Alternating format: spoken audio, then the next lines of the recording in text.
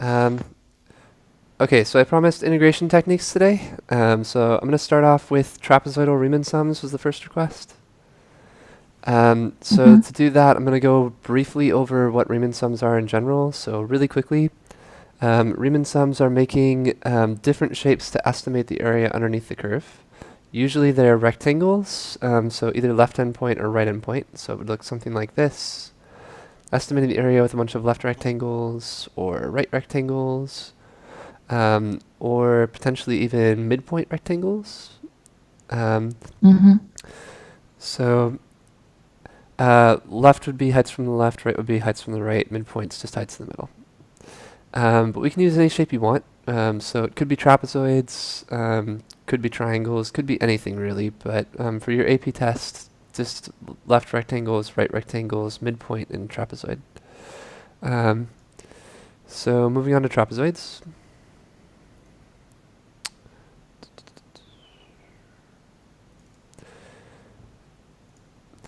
Okay, so trapezoids are perfectly accurate for a first order polynomial, because that would be just a line. Mm-hmm.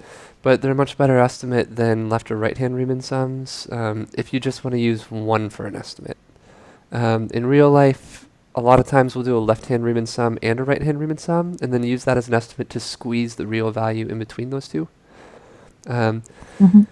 but if you have tabular data, so you don't have a function, then we kind of have to use a Riemann sum of some sort. So we could get an upper bound, a lower bound, and then a trapezoid to get an estimate. And if you do all three of those, that's a really good estimate for what's actually happening. Okay, so for trapezoids, each trapezoid is the average of your basis times your height. So for us, we're getting the average of our two sides, and then our change in x for our base. If we wanted to create a simplified form for this, so if I wanted to simplify this formula a little bit, I could actually do something like this, which I'm not sure I showed you guys this year. So let me give this a new document.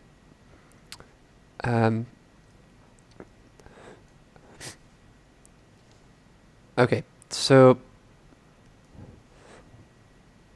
every time that I do this, I've got our start point, which is only used once, because if I take a look at this picture here, we only use this side once, but the next side we would use twice, right? So once for the left trapezoid and once for the right trapezoid. That's going to be true for all of these heights that are in the middle until we get to the very last one. So that last height's only used once as well. And then every change in x is the same. So I could pull that out. And I would get something like this. So if I sum all of this up, I'll have 1/2 times my function at my start point, plus 2 times my start point, 2 times my function at my start point, plus my first change in x, plus 2 times my function at my start point, plus 2 change in x. And that would keep going in that same pattern until we get to the second to last trapezoid. Would be 2 times my Why function. is it times 2 after the first one? So the reason why is because that second height, we're actually using twice. One for the first trapezoid and one for the second trapezoid. Oh, okay. So we're going to keep doing that for every one of these heights until we get to the very last trapezoid. So this will be b minus 1 change in x plus f of b is your last one, which we don't multiply by 2 because we're only using that height once. And then I also have to multiply everything by the change in x, so I'm going to pull that change in x out, and that would give me this. Okay, so what I've done is we've created kind of a simplified version of our trapezoidal Riemann sum formula. On some of the scoring guides, you'll see a formula like this for the free response. So because that base is the same for every trapezoid, they've just pulled it out. because you're dividing by 2 to get the average for every trapezoid, they've pulled out that divide by 2, since you would have it in every one of these sums. But if for those first 2 trapezoids, I'm adding f of 0 plus f of 1 divided by 2, and then the next one, f of 1 plus f of 2 divided by 2, because I used that 1 twice, if you've pulled out that 2, you can add that f of 1 and the next f of 1 together, and you would get 2 f of 1s, and that's what's happening here. So every side that we use twice, we're multiplying by 2. Okay, so let's take a look at one of these. I have 2 free response questions that I pulled. I don't know how well you guys can see from the video, but if you can't see from the video, these are the PDFs labeled question 2 and question 4 on WeChat. We can see. Awesome.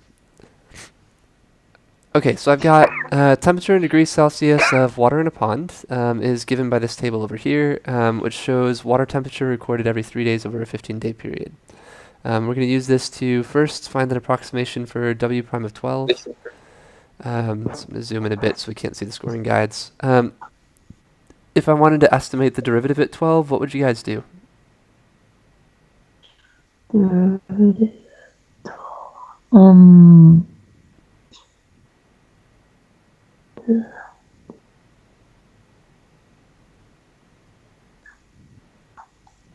My brain doesn't function. Find the derivative of at 12 using the table. At 12. Derivative at 12. It's the equation is not given. Equation's not given, so we need an estimate somehow with just points. So how could you estimate slope if all you have is a group of points? Oh, the point B minus point A, right? The slope. Say that one more time. Sorry, you cut out. So FB minus FA over B minus A. Perfect. So get the average slope between those 2 points. So which 2 points would you pick to get the average slope between? 15 and 9. Perfect. That's exactly what I'd do too. I'm going to scroll down here to the scoring guides really quick. So you can see they're actually giving you credit for getting an average slope between 15 and 12, 12 and 9, or 15 and 9, which is really cool. I didn't know they do that. But we need to get that average slope in order to get an estimate for the derivative. Okay, so then what I actually wanted to talk about, part B in this one, if I wanted to estimate the average temperature in degrees Celsius of the water over this interval with a trapezoidal approximation where my change in T is 3 days. So that means I'm going to end up with 5 trapezoids from 0 to 15, right? 1, 2, 3, 4, 5. Okay, because WT is already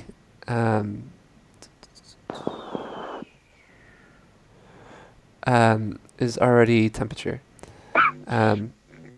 Okay, so if this is already temperature, I'm going to get the total amount of temperature over the course of all 15 days. And then we'll average that together by dividing by the number of days. Okay, so to accumulate all of my temperatures together, I could integrate, but since we only have a table, we're going to estimate that integral using Riemann sums, which would look something like this. So I started out, just to give us a graphical representation, here's all the points that were on that free response question. So let me pull that table out here too. And we'll add that to the picture. Okay, so all the points that were on this table, I just graphed. And then I dropped a line and connected the dots to form trapezoids. So if I wanted to find the area of each trapezoid, I could use our shortcut formula, which I'm going to copy in here too, to get this area quickly. Okay, I don't think I can fit everything on here readily, so what I'm going to do is I'm going to squish this graph into itself, I think. So bear with me for a minute. We'll do that. And just write a break in our function here. And that gives us some room to work with down here.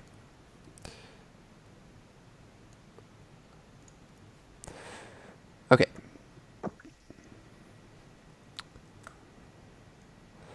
So there's the formula we're going to work with. Still need more room, unfortunately. Okay, there we go. So what's my change in x for each one of these?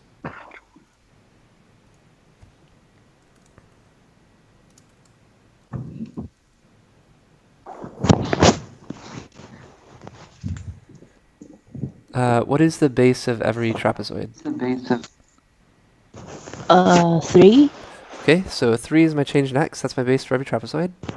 And then I'm going to multiply by the 1/2 that I've pulled out in my formula.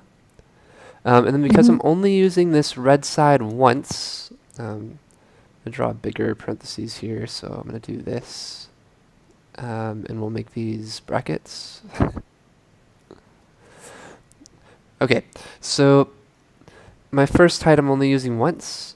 So I'm going to multiply by that first height one time, which was 20. Okay, plus that second height I'm using twice. So that's 2 times 31.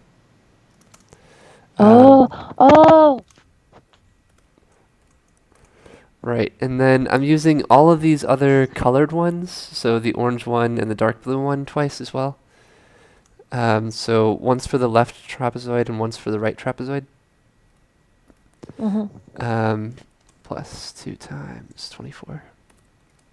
But that very last black line I'm only using for that trapezoid on the left since there is no trapezoid on the right. So only plus 21. Right.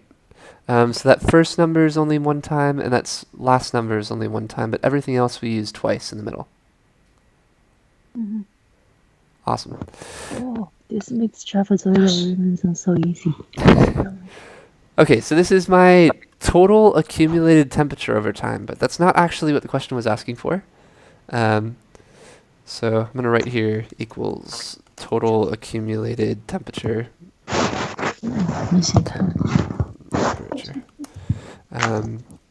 From day 0 to 15. But I actually wanted an average temperature. So I need to take this total accumulated temperature and then divide by the number of days.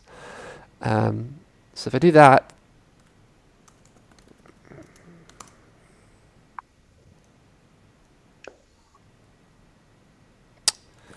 I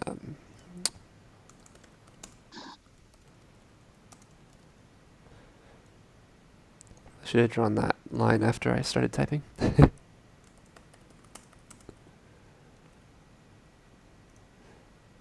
I'll have something like this. So I do need to add these together really quick. So this is, let's see, 20 plus, oh, I can't do that. 20 plus 62 plus, what is this? 2 times 28, 56. Plus 44 plus 48 plus 21. Okay, so I've got 251 times 3 over 2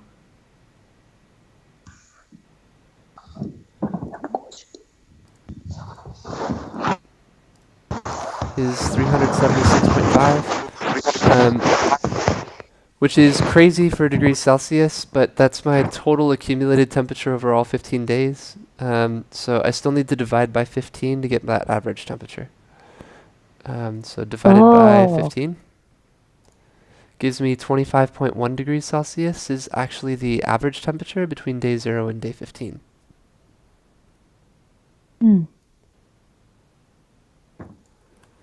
Okay, so I'm going to paste that in here too.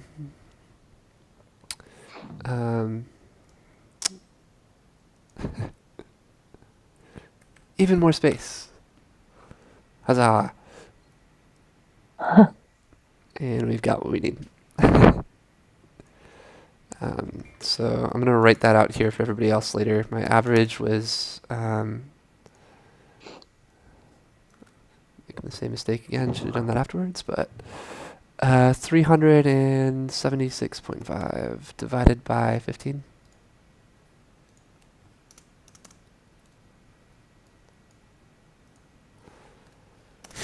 or 25.1 degrees Celsius.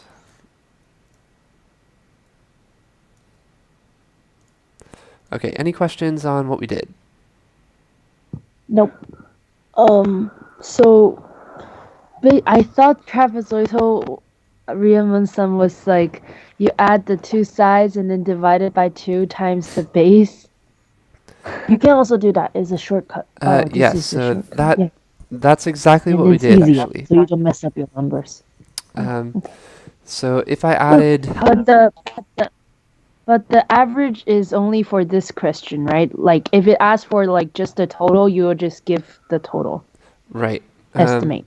So that, the Riemann sum was just getting the total accumulated temperature. But to get an average, my average value is 1 over b minus a times the integral from a to b of f of x. So this integral is our Riemann sum. The integral from a to b of f of x is our estimate.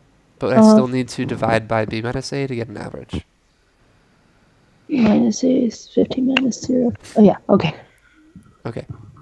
And then to your question, you're used to seeing 1/2 of the heights times the base. Okay, so that is what we did here. This would be 20 plus 31 divided by 2 times dx, right? Okay, well, my dx is 3, so that would have been 20 plus 31 divided by 2 times 3. But then my next trapezoid... because change in x is not changing. It's constant, so... Right, and then... Move it up. 31 plus 28 divided by 2 times 3. So I really had that 31 twice. If you pull out that over 2 from all of your fractions, and you pull out the 3 from all the fractions, because all that's the same, then we'll be left with 120 that was on the top of our first fraction, and 131 that was on the top of the first fraction, and another 31 that was on top of the second fraction for that second trapezoid. So if you put them together, now that we don't have fractions anymore, that's 20 plus 2 31s. Okay, so that's where this formula came from. Okay. Okay, I'm going to save this and we'll post that later to the chat for everybody else. And that's trapezoids. So I'm going to do one more with you guys. And you guys can tell me just what the setup would be. So I have one more free response question here. That is question 4 on your WeChat group. I do have Vivian here observing, and she's on her cell phone. So if you wanted to check with us, this is question 4 in your WeChat group. Okay, so this is, we've got a graph of this differentiable function here on the closed interval from -3 to 15, and we have a horizontal tangent line at x equals 6. Okay, the first thing they wanted us to do is to figure out what g of 6, g prime at 6, and g prime prime at 6 would be. G at 6 is just the graph, right? So our graph is actually f of x. G of x is equal to... Oh my god. Okay, wait. F of x is, G of x is 5 plus the integral of f of x. Oh my god. Okay. Alright, don't panic I yet. got it. Don't panic yet. So if you plug in 6 right now, what's going to happen to that integral that's inside g of x? 3. If you plug in 6 to the integral. Right, so this would be the integral from 6... x to 6. Right, the integral from 6 to 6. Is 0. Is 0, right? So G at 6 is just 5. Perfect. Okay, that's the first part. Oh! In G prime, you need to derive the equation. So that's 5 because it's a constant. Do we keep it? No, constant goes away. Right. So it's the derivative of... So it's just f. So it's just f. Yeah. G prime at 6 is just f. So it's 3. Right. Yes. And G prime, so you derive f again, which at 3 the sum is 0. Perfect, you got it. Okay. We figured it out without explanation. Right. With some hints though. I'm gonna recap then. So your g at 6, so what we did was we plugged in 6 for x. If I substitute 6 for x, this is the integral from 6 to 6. If your upper bound is your lower bound, you're not moving at all. So if you're integrating from the same thing to the same thing, there's no way you can have area in no space. So this is 5 plus 0 is 5. If I derive this, my 5 will go away because that's a constant. If you derive an integral, that's second fundamental theorem, so I could plug x into my function here. That would give me f of x dx minus my lower bound, f of 6 d6, which is 0. So this is really f of x dx. My f of x was 3, so this is 3. If I derive 3, I get 0. Okay, part B. On what intervals is g decreasing? And then justify your answer. From -3 to 0 and from 12 to 15. Plus 5.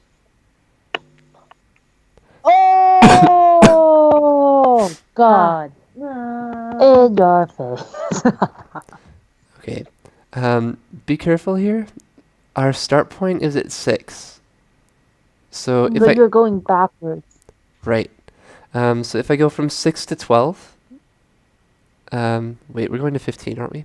Yes, okay, never mind. So if I go from 6 to 12, I've got a positive integral there. If I go from 12 to 15, that's a negative integral. If I go from 6 to 1, you plus 5. Right. Oh, actually, I'm looking at concavity for C. I'm sorry. So for part D, for part B, we're actually looking at the slope of this, which is the y value of our graph. Okay. So if we're looking at the y value of a graph, then as long as we are between 0 and 12, we are positive. If we're not between 0 and 12, we are negative. Okay, ow. Okay. So for our concavity then, knowing that we're starting at 6, when will I be concave down? From 3 to 9? And wait. -3 to 0, 3 to 9, and 12 to 15. Okay, two of those were right. Judging from the graph. 2 of those were right. 2 of those are right. But concave down. 3 to 9. And I think... no, one of those... What? No. Okay, 3 so... to 6. You are concave down from 3 to 6, but you're concave down beyond 3 to 6. So that interval needs to be expanded a bit. Oh.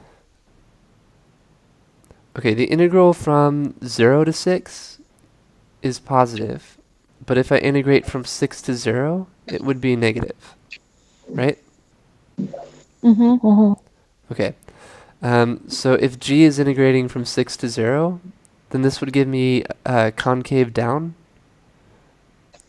when x is 0 to when x is 6, right? Okay, so from 0 to 6, I'm concave down. Where else are we concave down?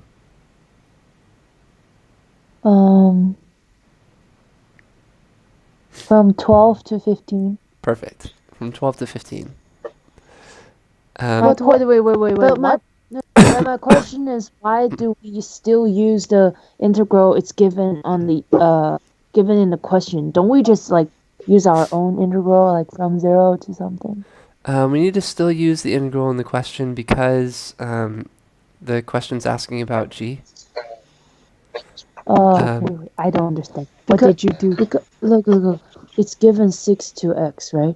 So if you're going 6 to x, if you're plugging 0, it's even though it's positive, it's going backwards, so you make it negative. So if you're going positive, this way it's positive, so it's positive, but then this way it goes down, so it's negative. This way it will also be positive because you are making it negative. Because you're going from 6 as the starting point, and then concave down is the second derivative So it must be decreasing, and when it's decreasing, it must be that end. Okay, I got it. Okay, I think you've got it, but I'm going to write it out anyways for the next group. So the integral from 0 to 6 of f of x dx No, from 6 to x. is positive. Therefore, the integral from 6 to 0 should be negative.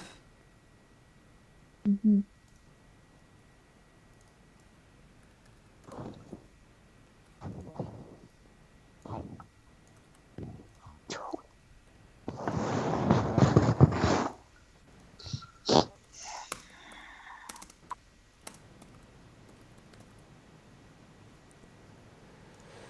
Okay. So g of x is concave down from 0 to 6. And then the integral from 12 to 15 is negative.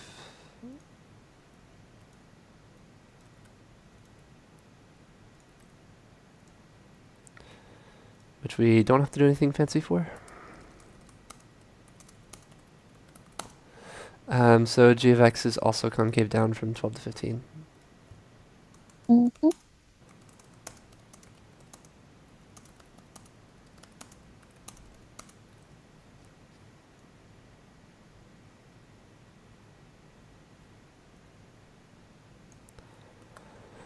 Okay. And the one we really wanted to get to. I want to know a trapezoidal approximation of the integral from -3 to 15 of f, not g, with 6 subintervals of the length change in t is 3. Okay. Oh, okay. So 3 times 1/2. Okay. I'm going to copy this over so I can write as you're writing really quick. Okay. Okay. Okay, go for it. 3 times 1/2. Okay. 1/2. Where does 1/2 come from? Trapezoidal Riemann Sum. I know. So 3 is the base. that 1/2 is coming from your average part that you would have in every one of those fractions. So she's pulled that out. Outside of the integral. Right. Times, let's divide out. -1. Okay. Right? Yep. Plus 1. Plus 0. 2 times 0, which is 0. Yeah, that's why I skipped it. Okay, plus 2 times 1. Okay. Plus 2 times 3. Huh? Oh, yeah. Plus 2 times 1. Plus 2 times 0. Plus 2 times -1.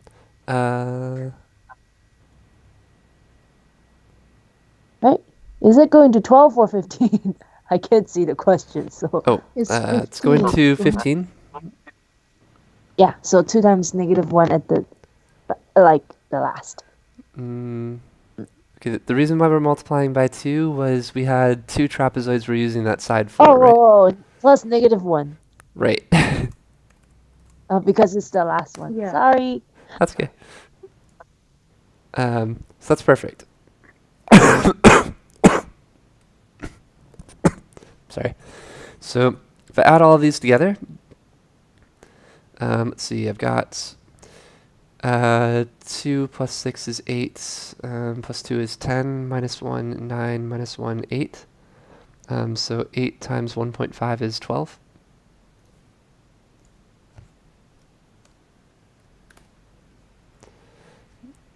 So I've got 12 for a trapezoidal Riemann sum, and we'll see how we did. Perfect. Okay. Yay! And you can see their scoring guide actually set it up using that shortcut method too. Tricky AP. Look, they teach us one thing and they use the shortcut. Ha! All right. Good, we learned the shortcut. So happy. Any questions on trapezoidal rule? That was really the only request I had for today. Nope. Okay, you guys did great. So I'm going to jump into as many integration techniques as we can get through today. As fast as we possibly can. Can we review midpoint Riemann sum too? Yeah, sure. So, um, so I've got midpoint Riemann sums here. Midpoint Riemann sums are just what it sounds like. Instead of taking the height from the left side or the right side, take the height from the middle. So this is what it looks like graphically. Instead of taking the height from 0 or 1, I would take it at 0.5. So if I've got a function, then I'm just plugging in whatever the midpoints would be. If you have a table, then your table will be big enough that you'll be able to take the midpoints based on your change in x. So let me give you an example really quick. Let's see, I'm going to take this table we had here. Okay, no, this won't quite work because I have an odd number, so I'm just going to ignore the 15 right now. So I'll say they gave you a table that looked like this from 0 to 12. And they said, using midpoint Riemann sums with 2 equal subintervals, estimate the integral from 0 to 12. So what you would do is, if I have 2 intervals from 0 to 12, that means I've got one rectangle from 0 to 6, one rectangle from 6 to 12. And then you need to take their heights from the middle. So the heights of those rectangles are the height at 3, which is 31. And then for the second rectangle, what would the height be? 9 at 24. 24, the height at 9. Okay. So that would be... 24 at the height of 9, sorry. That's okay, I know what you meant. So that would be base times height, so 6 times 31. Plus base times height, 6 times 24. And that would be your midpoint Riemann sum. Basically, it's like getting the number between the, but you just have to do one more thing. Right. Okay. So we use midpoint Riemann sums rarely in the real world. This is if you want to make the fastest estimate you possibly can from a table. But you're not looking to overestimate or underestimate, so you don't have enough time to do a left Riemann sum and a right Riemann sum, which I can't think of a situation where you would. Usually do. So maybe during the space program in the 60s, we don't have calculators and we need an integral very, very fast to send up to an astronaut. Then we could all do midpoint Riemann sums. But today there's not as much use for it because we've got calculators now. So we could very quickly do a left-hand and a right-hand Riemann sum, even if you don't have a calculator available, and get a lower bound, upper bound for whatever your estimate is. We could fairly quickly do that shortcut for the trapezoidal sum that I just showed you, and that would be a better exact estimate than a midpoint Riemann sum if you only want to do one. So I don't really see much of a use for it. But people really like rectangles. They're very easy to find the area for. So I guess if you wanted to hand someone who has has never heard of calculus before, just a formula that they can use very quickly to get a close estimate, then give them a midpoint Riemann sum. Yeah. Here. You can use this. But you won't get the exact number. Ha. But it'll be close. So I don't expect that you'll see too many midpoint Riemann sums unless it's on a free response and they were just looking for filler. Okay. Okay, so that's everything for Riemann sums. We didn't talk about infinite Riemann sums, but I think I'm going to save that for tomorrow. I'm going to talk about integration techniques in general. So people wanted me to talk about U-Substitution. So I updated my guide for U-Sub today because I felt like this would be easier to understand, and I'll let you guys decide for me. So if there's any mistakes here, let me know. So U-Substitution is a way of undoing chain rule. We have integration by parts, which undoes product rule. U-Sub undoes chain rule.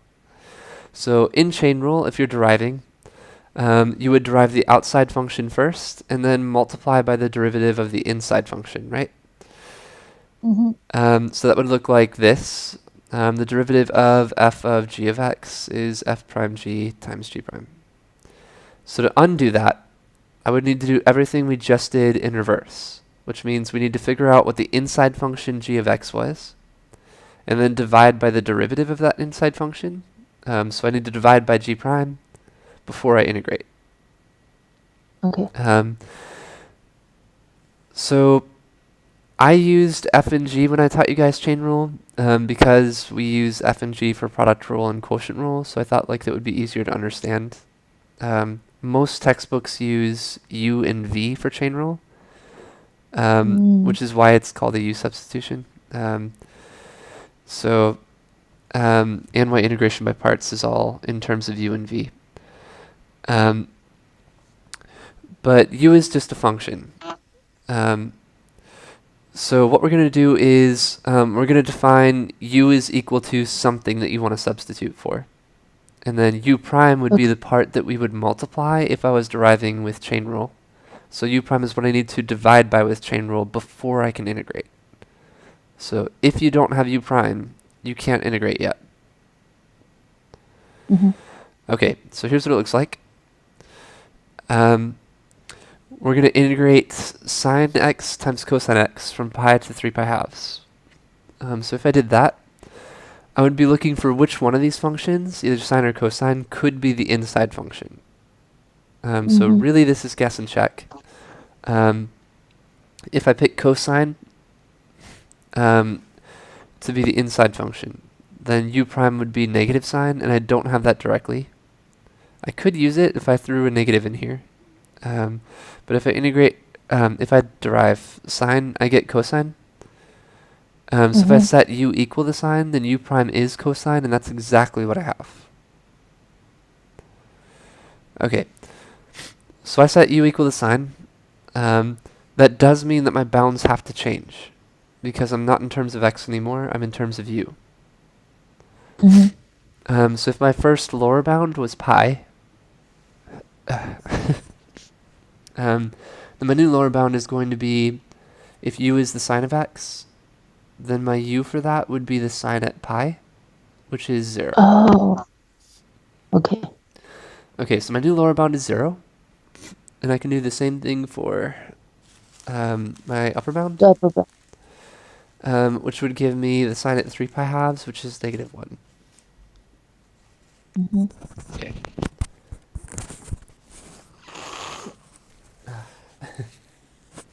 Okay, so that gives me this. I'm going to integrate from 0 to negative 1 of u times u prime.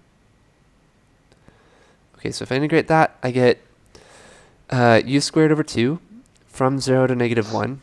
And because I have already changed my bounds to be in terms of u, I actually don't need to resubstitute in terms of x. So I can just plug in my bounds directly and I'll get the answer. Okay. Okay, so that's my shortcut. If you change your bounds, you don't have to change back into x. So if I plug in negative 1 and then subtract what happens when I plug in 0, I'll have upper bound minus lower bound, so that gives me 1/2 minus 0 is 1/2. Any questions on U-substitution? Nope. Alright, I do want to add, if you don't have bounds, then you don't need to change your bounds because you don't have any, but at the very end, you should resubstitute in terms of x. That way you're matching the same stuff that they gave you for your function. Okay. Okay, so my shortcut is helpful, but really only if you are looking for a definite integral, so you're looking for an answer, not a function. If you're looking for a function, then you should give it back in the same terms that they give it to you. Okay. Here's another example. If I wanted to use U-substitution, I'd be looking for, when I derive, I should be 1 power less than what I started with, if this is a polynomial for my u. So if I substitute for u equals x squared minus 4, then u prime would be 2x. Okay, the hard part of U-substitution is figuring out what u is. I'm going to come back to a couple of those later. There are times where U-substitution doesn't work directly, and we'll need to rewrite our function somehow in order to allow U-substitution to work. So my first example is this one. Whenever your power is biggest on top in a rational function, so you've got a fraction and your power is biggest on top. Then before we integrate, we'll need to use long division to pull that part out. Okay. So with long division, I'm going to divide. So whatever I had in the numerator goes on the inside, and whatever I had in the denominator goes on the outside. I'm going to divide x cubed by x squared plus 1. So I need to multiply x times x squared in order to get x cubed.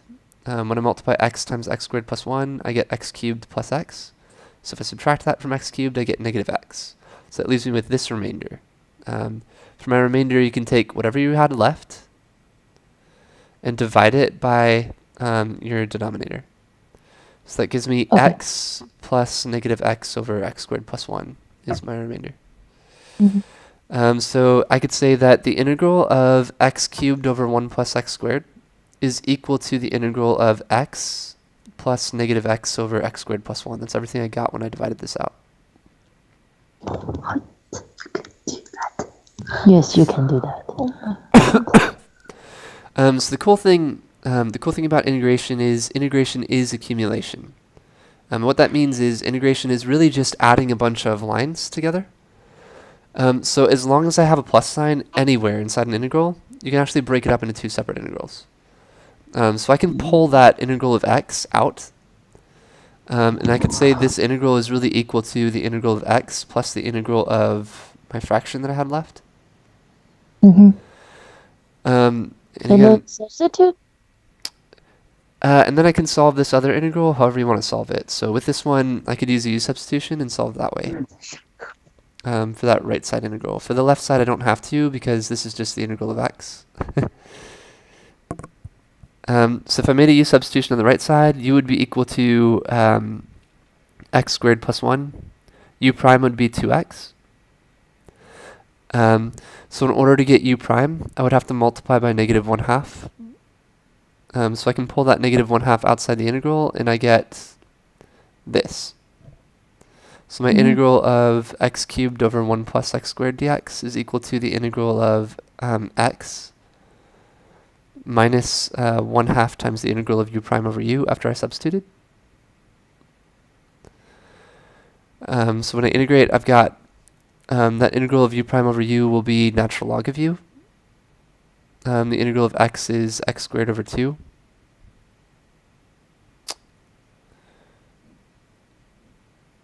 Which I don't have here, actually. I need to fix this.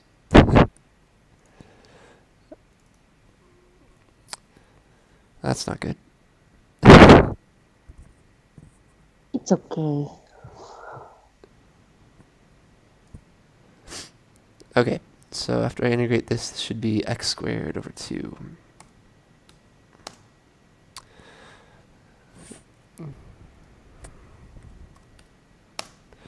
Okay, so x squared over 2 minus 1/2 ln u. And then I can resubstitute in for u. U is x squared plus 1. And I've got my answer. Any questions on what we did? No, we're good. Okay, so we can use long division again anytime you have a fraction and your power is biggest on top. We can use long division. Okay, another technique, completing a square. Completing a square is really useful when you combine it with our inverse trig functions, actually. So for my example here, if I make a u substitution directly, my u would be 2x minus x squared, so my u prime would be 2 minus 2x. And I don't have the right power. I don't have x to the first power on the outside, so I can't use u substitution to solve this.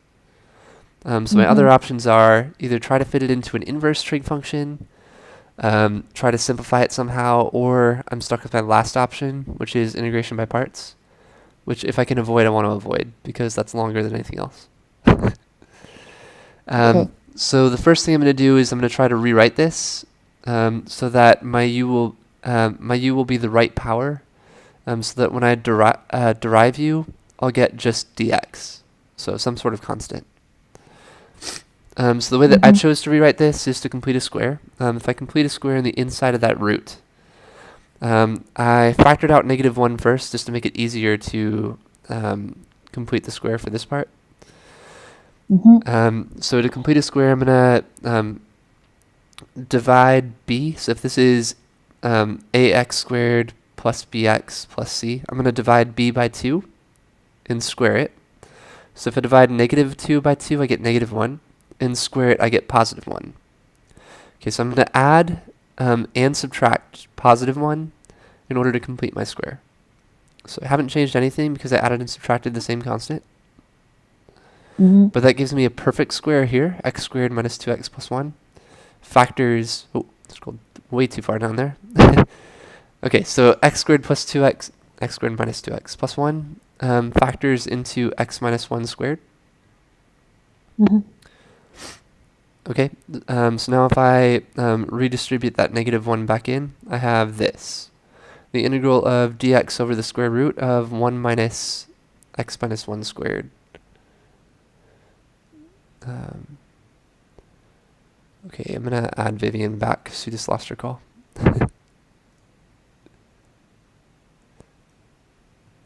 Okay. So right now I'm in the form of an arc sine function. If u is equal to x minus 1, then u prime is dx, which is exactly what we wanted. So I can make my U-Substitution. That gives me u and du on top. And I can integrate with arc sine perfectly and then resubstitute to be in terms of x.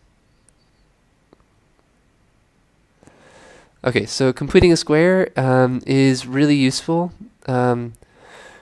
whenever you don't have the right power of u in order to make a U-Substitution.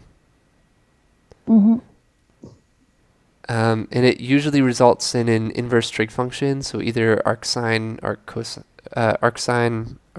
or arc tangent. If you don't have a square root, then you'll be looking to substitute for arc tangent. Okay. Okay. 10 minutes.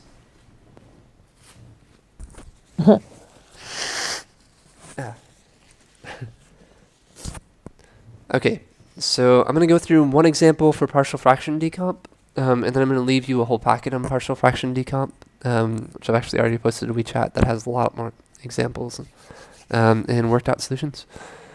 So the idea of partial fraction decomposition is in order to add two fractions together, we would have to get a common denominator. So that would look something like this. If I wanted to add these two fractions together, I would cross multiply to get a common denominator. So what I really did was I multiplied the numerator in my first fraction times the denominator in my second fraction, and my numerator in the second fraction times my denominator in the first fraction, and that gives us a common denominator, so I could add the numerators together. If I wanted to work backwards, so start from this and get to this. Oh my god, okay. Then I would assume that there were two fractions that existed where I had some constant a over x and some constant b over x plus 1. So that's both factors of the denominator that I would have had to add together in order to get my answer. Okay, so my steps would look something like this. I would start with 3x plus 1 over x squared plus x, and I would split up my denominator into two separate factors, x and x plus 1. Then I'm assuming that there's some value for a and b that would have been the numerators of my first fraction and second fraction. Then in order to get the common denominator, I would have to cross multiply. So that says multiply a times x and multiply b times x plus 1. That would give me the common denominator I need to add the numerators together. So I could say if I added up all of my numerators, a times x plus b times x plus 1, I should get the total answer for my numerators, which is 3x plus 1. Okay. Okay, if I distribute the b now, I've got bx plus b, so that gave me this equation here. 3x plus 1 equals ax plus bx plus b. And then I've I've done some grouping here with my x, so I kind of pulled out my x, so I can see my coefficient for x is going to be a plus bx. Now, the trick here is this equation must be true for any value of x that you pick. So my shortcut method is you could pick any value of x that you want to solve for a or b. Because a and b are constants, my equation should still be true. So I've got my old method here was creating a system of equations. My shortcut method would be plug in x equals 0, and I get 1 equals b. So if 1 is b, and a plus b would be my coefficients of x must equal 3, then a plus 1 must equal 3. So a is 2. Okay, so one more time. In order to add these together, I would have to add all like terms. So if I added ax plus bx, I should get 3x. That tells me a plus b equals 3. If I add all my constants together, I should get 1. My only constant is b, so b must be 1. If I know b is 1, and I know a plus b is 3, then a is 2. Any questions how I got these constants? Nope. I think we went through this in class one time. Yeah. I actually wrote it on my notebook. We Right. did went through it in class. It's a review, so. I probably use this exact problem because I've got some old stuff I'm using. I'm like, this looks familiar. Alright, so I can resubstitute. This is a and b. So that gives me this. These were the coefficients that I had for, these were the numerators that I had for each of these fractions. So the reason why I would use this is because these partial fractions are way easier to integrate than my original function. Since my original function, if I use u equals x squared plus x, my u prime would be 2x plus 1, which is not what I have. And it becomes a nightmare to integrate, actually. But if I split this up with partial fractions, I can actually integrate these directly with natural logs, since my derivative of the bottom is dx. Okay, any questions on partial fractions? Nope. Cool. I don't think we have time for integration by parts, but I do have one technique It's okay. that will be a little bit faster than I want to talk about. That is really kind of a more advanced U-substitution, which I think I mentioned briefly in class and then never talked about again because it's not very common on the AP test. But we've got time, so I'm going to throw it here. So normally with U-substitution, we're looking for our U to be 1 power greater than du. But sometimes that's not the case.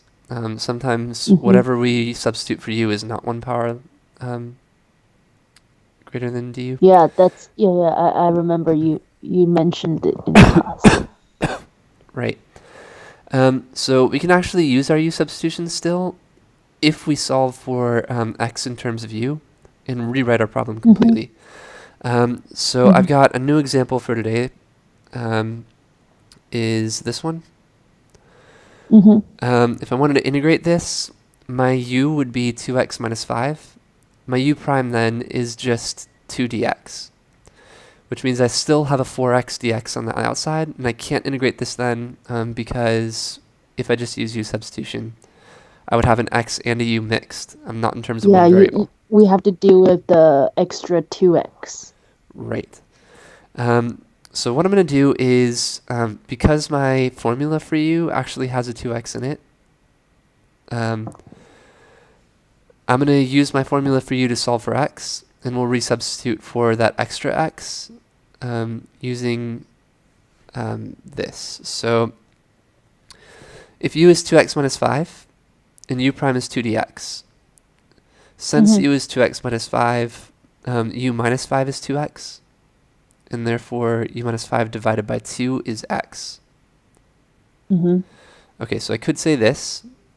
If I substitute, then I have u to the 4th power times my x, which is u minus 5 over 2, times the extra 2 I had, times u prime. Oops, I should not have this dx here. I'll fix that later. You can change it first. It's okay. Okay, let me pull up my Word document. It's easier to change it now than later. Good point.